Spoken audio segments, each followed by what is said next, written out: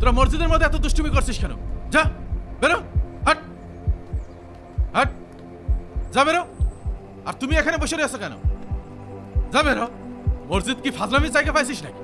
যা বেরো। আর কোনোদিন যদি মসজিদে দেখি ঠ্যাং ভেঙে ফেলে দেবো। এতবার নিষেধ করার পরও তোরা মসজিদে এসে চিল্লাচিল্লি করিস। ফাজল ছেলেবেলে কোথাকার। এই তুই আমার ছেলের মসজিদ থেকে বের করে দিয়েছিস কেন? আমার ছেলে ঠ্যাং ভেঙে ফেলতে চাইছিস কেন? তোর ছেলে মসজিদে এসে দুষ্টুমি ফাজলামি করে, তো কি করবো? আমার ছেলে ফাজলামি করে, দুষ্টুমি করে, করবে, তা তোর কি? মসজিদ কি তোর বাবাইতে জায়গায় যে তুই ছেলে ঠ্যাং ভেঙে ফেলতে চাইছিস? তুই কিন্তু কথাবার্তা সাবধানে বলিস। কি তুই আমার ছেলে ঠ্যাং ভেঙে ফেলতে চাচ্ছিস, আবার আমার সাবধানে কথা বলতে বলছিস? তোর ঠ্যাং আমি ভেঙে ফেলে দেবো। কি তুই আমার গায়ে হাত তুলবি?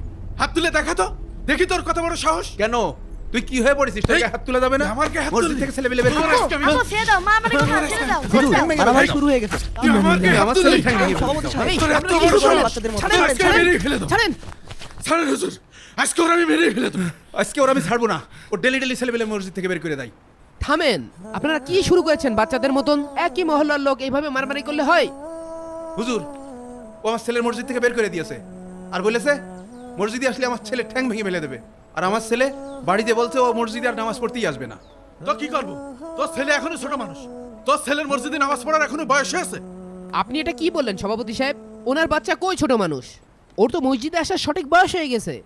আপনি এত বেশি কথা বলেন ইমাম সাহেব। হুজুর হুজুরের মতো থাকেন।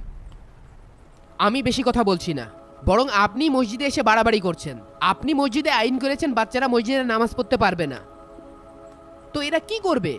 ওরা বাসায় নামাজ পড়বে, ওরা মসজিদে আসলে দুষ্টুমি ফাজলামি করে, যার জন্য আমরা বড়রা কেউ নামাজ পড়তে পারি না।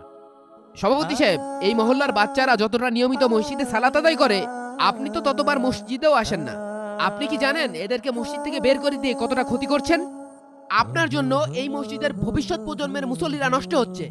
কিভাবে নষ্ট হচ্ছে? এই বাচ্চারা যদি মসজিদে নামাজ পড়তে না আসে, তাহলে এরা নামাজ পড়া শিখতে পারবে না, মসজিদের প্রতি এদের মহব্বতও তৈরি হবে না। এরা আস্তে আস্তে মসজিদ বিমুখ হয়ে যাবে, মসজিদের প্রতি এদের ঘৃণা জন্মাবে। কিন্তু এদেরকে যদি মসজিদে নামাজ পড়তে আসতে দেন, এরা আস্তে আস্তে বুঝে যাবে যে এইটা নামাজ পড়ার জায়গা, এখানে দুষ্টম ফাজলামি করার জায়গা না।